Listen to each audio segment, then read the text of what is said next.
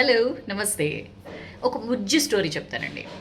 ఇది గౌర్ గోపాల్ దాస్ స్టోరీ. భలే అనిపించింది నాకు. ఎవరో ఫార్వర్డ్ చేస్తే చూసా నేను. ఒక మ్యూజియంలో బాగా సందర్శకుల తాకిడి ఎక్కువ ఉంటుంది. అయితే మ్యూజియంకి వచ్చిన వాళ్ళందరూ కూడా మ్యూజియం మధ్యలో సెంటర్ ఆఫ్ ద మ్యూజియం ఒక మంచి శిల్పం ఉంటుందన్నమాట. మార్బుల్తో చేసిన శిల్పం చాలా అందంగా ఉంటుంది. అసలు ఎంతసేపు చూసినా తనివి తీరనంత అందం అనమాట.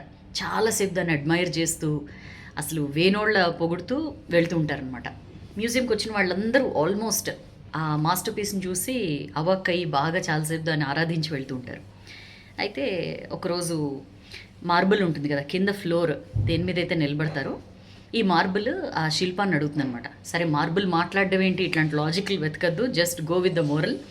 ఆ మార్బుల్ అడుగుతుంది అనమాట, ఇప్పుడు మన ఇద్దరం ఒకే ప్లేస్ నుంచి వచ్చాం కదా, నీకెందుకు అంత వాల్యూ? నా మీదేమో తొక్కి నా మీద నిలబడుకుంటారు జనాలు, బట్ నిన్ను మాత్రం అంత ఆరాధనాపూర్వకంగా చూస్తారు, ఏంటి అసలు, ఎందుకే డిఫరెన్స్ అని చెప్పి. అప్పుడు శిల్పం అంటుందన్నమాట, నీకు గుర్తుందా మన ఇద్దరిని తీసుకొచ్చిన తర్వాత మన ఒక వర్క్షాప్లో పెట్టాడు ఈ శిల్పి, నీకు గుర్తుందా, మన ఇద్దరం పక్కపక్కనే ఉండేవాళ్ళం అంటే, అవును నాకు గుర్తుంది. ఆ శిల్పి చాలా ప్రేమగా నిన్ను తీసి నీ మీద వర్క్ చేయడం స్టార్ట్ చేసిన తర్వాత తను కొడుతూ ఉంటే నువ్వు ముక్కలుగా పగిలిపోయే విధానం అది నీకు గుర్తుందా అంటే, ఎందుకు గుర్తులేదు, నాకు అసలు ఆ శిల్పం అంటే చాలా అసహ్యం, ఆ షార్ప్ వాటి పెట్టి కొట్టి కొట్టి కొట్టి నన్ను బాగా టార్చర్ పెట్టేవాడు అని చెప్పి అంటుంది అనమాట మార్బుల్.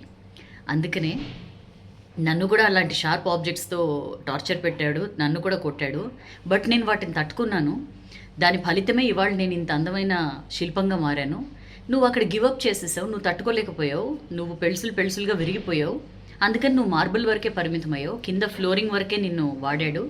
బట్ వేరాజ్ నేను ఆ పెయిన్ అంతటిని తీసుకున్నాను, నేను పేషెన్స్ చూపించాను, పర్సెవరెన్స్తో ఉన్నాను, అందుకనే నా నుంచి ఇలాంటి అవుట్పుట్ వచ్చింది అని చెప్తుంది అనమాట. చాలా చిన్న స్టోరీ అండి. లైఫ్లో మనం కూడా, అరే వాళ్ళెందుకబ్బా, నేను వీళ్ళు ఇద్దరం ఒకే చోట స్టార్ట్ చేసాం కదా, వాళ్ళెందుకబ్బా అంత ఇదైపోయారు, నేనెందుకు ఇక్కడే ఉన్నాను, ఇలా చాలాసార్లు మనకి డౌట్ వస్తుంది కదా. ఎక్కడో మనం ఆ పెయిన్ ఎక్కడో మనం రెసిస్ట్ చేస్తున్నామండి.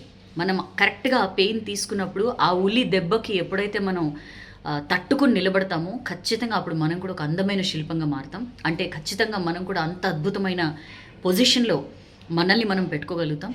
సో ఎప్పుడు కూడా ఒక పెయిన్ తీసుకోవడానికి, లైఫ్లో ఒక స్ట్రగుల్కి, హార్డ్ వర్క్కి ఎప్పుడు కూడా వెనుకాడద్దు.